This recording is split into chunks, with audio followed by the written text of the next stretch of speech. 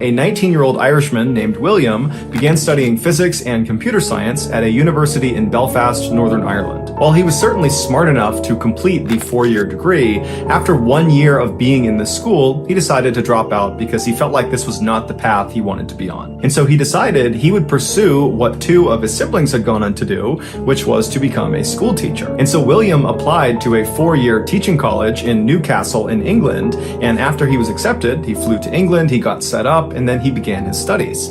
The first year was great. He loved what he was doing. He did feel like this is the right fit, but then year 2 happened and everything went off the rails. A requirement to graduate from this 4-year teaching college was all the aspiring teachers starting in their 2nd year had to go teach real students real lessons, and they were scored on their ability to do that. But as soon as he walked into his classroom, he immediately could tell he was going to be overwhelmed. Everybody's standing up and talking amongst themselves, and they turn around and they see William walking in, and they have this moment of realization that their real teacher is not going to be teaching them that day. It's going to be this substitute, William, and they all gleefully began laughing and joking, and they just turned their backs on William and kept talking amongst themselves. And so finally, William, who was a really big guy, he was 6'4", he was in great shape, he kind of postured himself and then yelled at the class, "Sit down right now."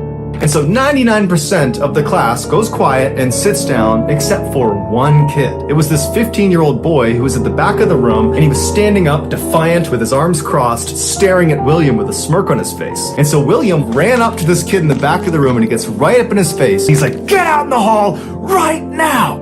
And this kid reaches into his pocket and pulls out a knife, and he holds it right up against William. And William, without any hesitation, just winds up and blasts this kid across the side of the head, sending him flying over a kid sitting at a desk and crumples into the corner. And then when he stands up, he drops the knife and puts his hands up, and he's like, okay, I'll go out in the hall. As soon as the high school learned that William had basically knocked out one of their students, the teacher's college, and the teacher's college immediately expelled William.